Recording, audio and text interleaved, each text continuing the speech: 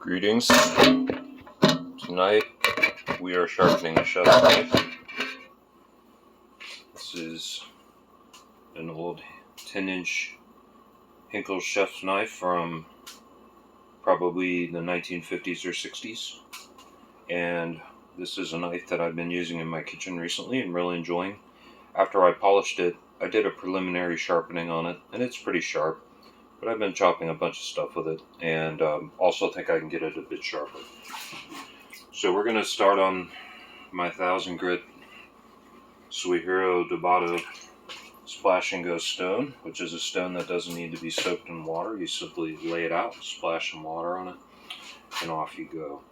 So I like to start on the left side of the knife, because this is the side that's a little more difficult for me to get even. It takes a little more time and effort. So I always figure if I get this side out of the way first, I'll be in good shape. I'm going to try to stay out of the way so you guys can see what's going on here. Being as how this is a fairly straight knife, most of it, do mostly what's called a push and pull technique, where you simply have the knife perpendicular to the stone or at a slight angle and run it back and forth. There's a little curve here in the belly, so when I get down there, I do a little more of a crescent shaped motion, get a little on the tip like that. Check for a burr. We don't have a burr yet. I'm lowering the angle a little bit on this knife. My initial sharpening was a little bit coarser angle, so this stone is going to take a few minutes. Do a few more passes. Typically Western knives are sharpened out of kitchen knives, that is.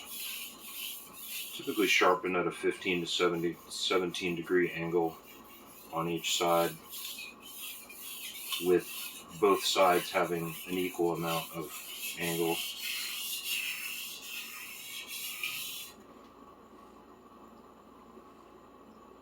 Now we're starting to get a burr.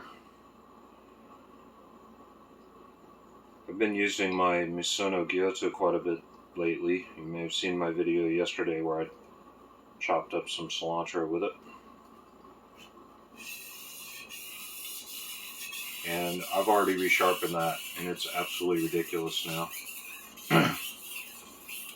So I think after I finish this one, because these two knives are so similar in design and conception and being sharpened by the same person on the same whetstones in the same evening, perhaps it might be fun to do a little comparison cut testing after I finish this one. So I'll probably reposition the camera and do that one in a separate video, and post the two of them back to back. Alright, we're almost there. Getting a little finer angle on this one this time. I've been using it. I like the knife. It's very sturdy. I really think it can handle having a little bit finer edge on it than I put on it initially.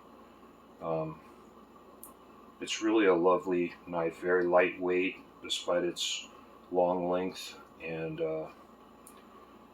it's not as deep in the blade as more modern chef knives tend to be, especially German knives, Wusthoffs and such.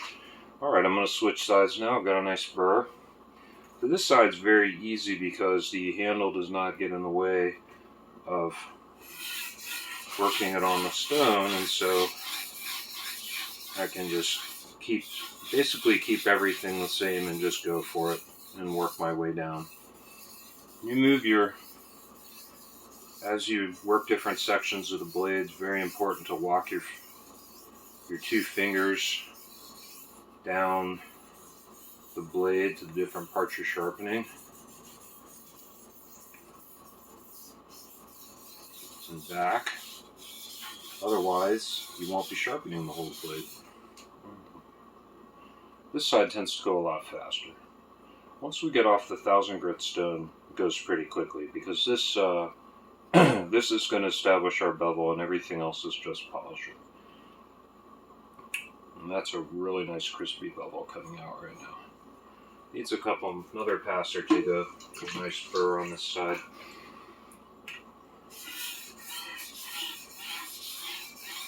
Once you get a burr on one side, and then flip the knife over, get the burr on the other side, at that point, you've established your edge. And everything from there is basically polishing and cleaning that burr up. So I will start to clean the burr up on this stone by basically doing a stropping type stroke on the stone, repeated on both sides of the knife several times. Very light, minimal pressure, just to do some cleaning of the edge before we move on. We're almost there. One more pass. When I sharpened this knife before, I had it up about this angle. I don't know if you can really see that, but I'm going for a significantly sharper edge this time. The first time was just to get it sharpened and kind of feel the blade out. Every knife's a little bit different. They all have kind of their own personalities and all that good stuff. Kind of like people.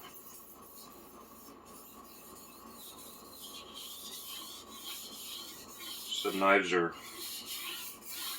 a little less drama than people sometimes. Unless you cut yourself. It's not fun. Sharp knives are much safer than dull knives. They rarely slip or go out of position and get you. But boy, if you're careless around one while you're chopping and get a finger in the way or something, they'll really get you. I've learned my lesson on that score the hard way.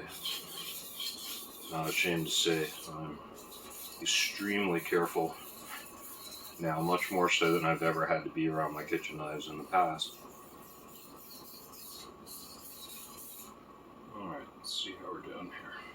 No, I promised y'all this I would not take any time at all, and here it is, taking longer than the other side. So, a nice crispy bevel there. Alright, let's move on. We do a few stropping type strokes. This is basically the same way that we would move the knife on a leather strop. Just cleaning the bevel, very little pressure. Going lengthwise down the edge. For the left side of the knife, I like to start at the heel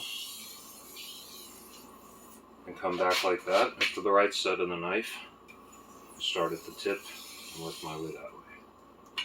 So we'll just do a few more of these and move on to the 3000 grit stone. And then the 8000. And those will go fast. Basically, all we're doing on those stones is stropping. We're just cleaning, making that burr very, very, very fine, and eventually cleaning it. And then we'll move to the leather strop. And then we'll have a little fun and compare the cutting power of this knife to the gyoto, which is only a tiny bit larger than this knife and virtually the same blade shape. They're both carbon steel. One is obviously much newer than the other. It was made in Japan. This one was made in Germany about a while ago. And alright, so this is the 3000 grit. So rather than repeat that whole procedure, because this is not a large bevel, we're just going to strop on this. And then we'll do a few on the 8000 just to get it really, really nice and clean.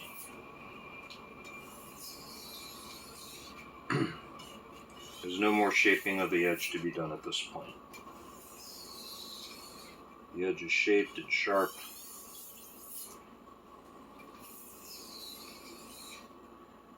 And I honestly don't care if that little micro bevel down there is all evenly polished to a mirror, because as soon as I cut some food, it's going to tarnish a little, and then when I run it on the strop to maintain it, it's going to polish it back up.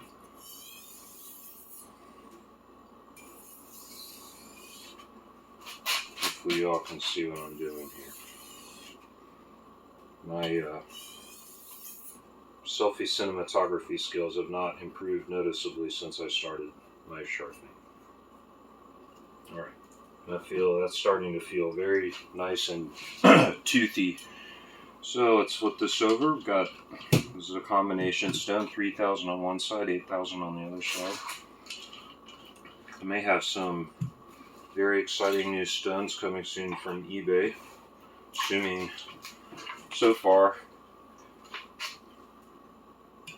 there's been one bid put in and it was by me. And several days have passed and there's been no other activity, but who knows, somebody might try to snipe them at the last minute. So we'll see what happens. But if I end up getting those, we'll certainly have some fun with those one day. One of these knives. I definitely have 2 new knives coming though, so I have some interesting plans for those. I'm doing some restoration and sharpening, and then some comparisons between an unrestored knife and a restored knife. And those 2 knives are very, very similar in design. They're exactly the same size. They're from different knife companies, but they are otherwise virtually identical. And in fact, they're virtually identical to this knife, except they're larger and they're made in America. Back at that time, alright, let me grab a towel here, dry this off, get it ready. Oops. Get it ready to go on the strop.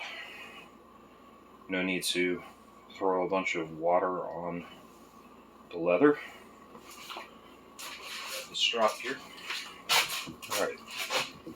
So my strop has a hard leather side and a suede side. And honestly, I've found that the suede side loaded with 14,000 grit stropping compound seems to work the best for me. And stropping is going to be a tiny bit awkward, but it's very similar to what I was just doing on the whetstone. Now you'll get a better look at the action. And just working the edge. And this just polishes the edge and cleans up any lingering little bits of micro material that are down there.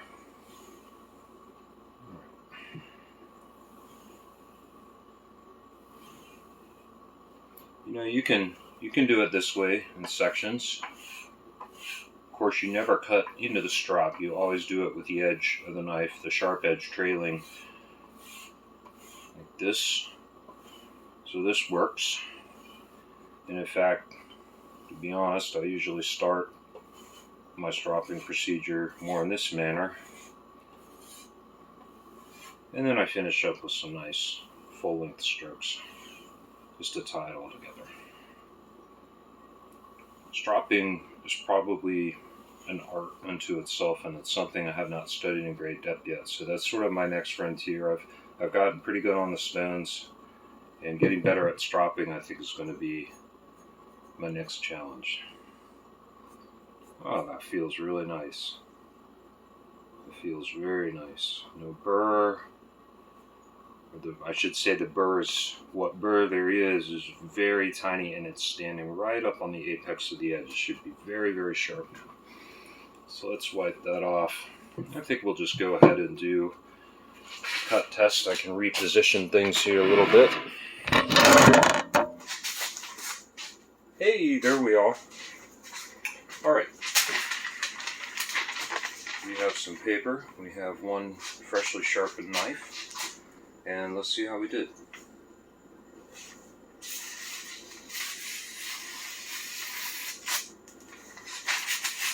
Let's see. It's not the worst. It's not the worst I've ever seen. I could probably do better.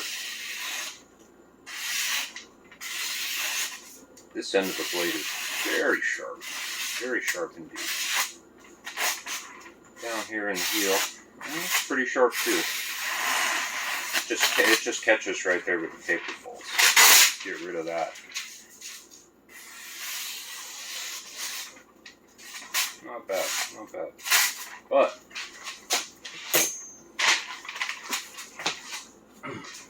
for comparison, the gyoto, which of before I do this, I want you all to notice how very similar in shape these two blades are. The gyoto is very slightly longer and deeper than the chef knife, but the Japanese gyotos were heavily based on the classic French chef knife shape. Chef knife shape. That is a real tongue twister.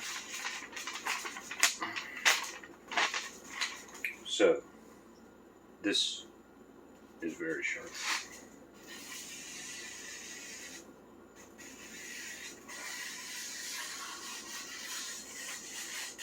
It's like that crease isn't even there. It goes right through it.